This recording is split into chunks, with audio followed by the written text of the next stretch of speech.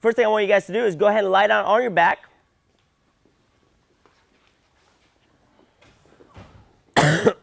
Excuse me.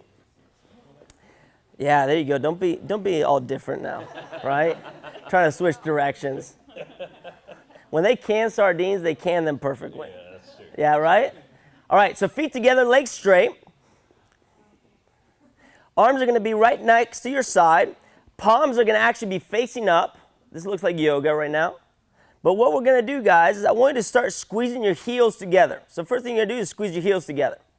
And automatically, what we started seeing is that people want to start pointing their toes. Now, can you squeeze your big toes together? So heels and big toes together. Now, let's go ahead and point our toes. Now, go ahead and lock your knees out for me. Squeeze your quads really tight.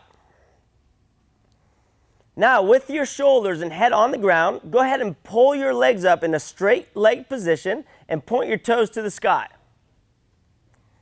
As you do that, you may notice that your legs want to bend. If your legs are bending, straighten them out, point your toes. If you start thinking about this, your belly button just compressed into your spine and your lower back right now is glued to the ground. There's no room for stuff to happen there. We see some shaking going on. You can relax a little bit. There we go. Good. Now, with your arms straight, go ahead and reach up for your toes. Get your head and shoulders off the ground. Now you'll feel maximum compression. What we're seeing here is we're seeing rib cage getting really close to our hips. Maintain that position. Don't allow it to deviate. Slowly, let's start bringing our legs down towards the ground. So just start dropping them, but very slow. As soon as there's any kind of deviation from rib cage to hips, that distance has to be maintained. We have to stop. Wherever you feel deviation, stop. Good. Point your toes, hold that position. Now, bring your arms behind your ears slowly. Start bringing them behind your ears and start shoving your shoulders up in the ears. Wherever you start feeling deviation in your lower back, stop. Good, everyone hold that position now. We're just going to hang there. Easy. Don't grab your hands. Keep your fingers together. You look like a gymnast. Close your wrist up a little bit. There we go. And rest. Good. So that is the beginning of the position. That's your flexed global body position. And right now, everyone was shaking like a leaf, really squeezing tight. But the reason you were so tight is because A, I was coaching you guys and you guys want to do a good job. And B, is because you were exaggerating reality. Okay? So that was 110% of your effort. And you kind of remember where you got to, right? You got to maybe 45 degrees with the legs and maybe 60 with the arms, something like that. So what I want you guys to try now is see if you guys on your own can get back into that position. I'm going to guide you a little bit into it, but I want you to try to be at 60% of tension, but don't allow the position to deviate. Are you guys with me on that? So we're going to get into the same position, but you're going to be a little bit more relaxed. You're going to let yourself go into the position, but without squeezing so tight and shaking like a leaf, and just kind of comfortably getting in there. Comfortably is a little weird to say, but get in there however you can, okay? You guys ready? So legs up, arms up, shoulders and head off the ground. Start opening up slowly. Make sure that that lower back is on the ground. Everything is tight. We're pointing our toes. And hold that position there. You don't have to be at 110% right now. Shoulders are off the ground still. There you go. We want to really maintain that position. Shoulders off the ground a little bit more for me. That's where you want to be. And just hold. Point your toes. That's a little better. You should be able to breathe in this position. Try to relax there. Hold that position, but try to relax a little bit, enough so you can breathe. Shoulders active, arms straight. Good, and come on out. Wasn't that better? Yeah. Let's do the same thing, but we're going to add movement to the system. Pardon my voice, guys. We're going to go into that hollow body position, and we're going to try to do the following. I'm going to be in my hollow, and I want to try to rock. Can I rock back and forth? What does that look like? Can I maintain this position without deviating? That's the goal. Legs are nice and straight there, pointing your toes. Just get 30 of those puppies.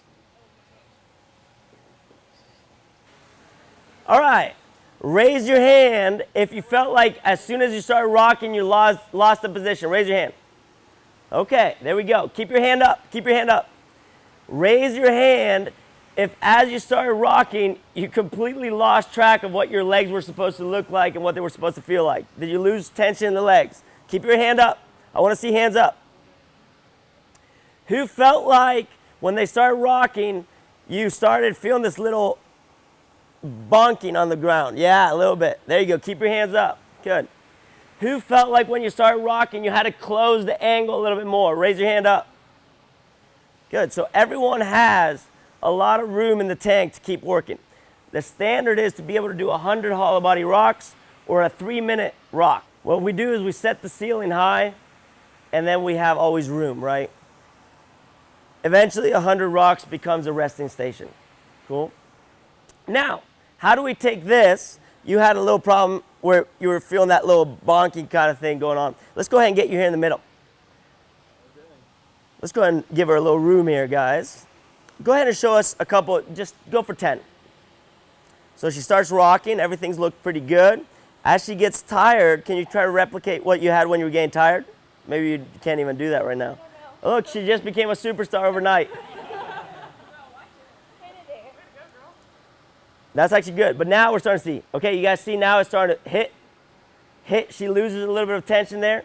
You guys see in the back how the back is kind of hitting the ground and it's no longer rocking. It doesn't look very smooth. Can you guys see the transition? It's very minor now. Hey, good job. She just got better at 30 seconds. Wait a second, we're gonna keep you here. So, most of you guys are superstars already, but how do we take someone that's never done this before? How do we scale this? Very simple. Go ahead and lie down on your back. Arms up, legs straight, in your hollow body position. What we do is we bend both legs. Bending both legs, all it does, it takes load off of the position, right? Arms can come down, shoulders off the ground, and now start rocking. That's where we want to start. Now, can you keep one leg bent, extend one leg? Good. Now can you extend both legs? Now can you, yeah, now it gets harder. Can you bring your arms over your head? There you go, bend one leg in. That's where you want to be. Can you bend the other leg in? Good. Can you alternate legs? Good, that's right. So this is the kind of stuff that we want to start working on. And this is freestyle. You can pick whatever you want, but this is what's going to get your athletes exposed to different ways of maintaining that neutrality, right? Finding the position.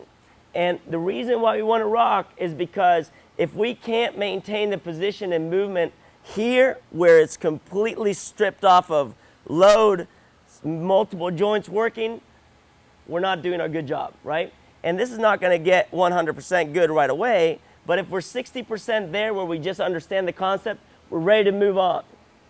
That doesn't mean we won't address it again, because this should be addressed on each warm-up and all the time when we finish. Starting and finish, we always start with this little movement. And it doesn't have to be this way. It can be performed in other ways. Handstand, push-ups, all kinds of stuff. Cool? All right, that's first position.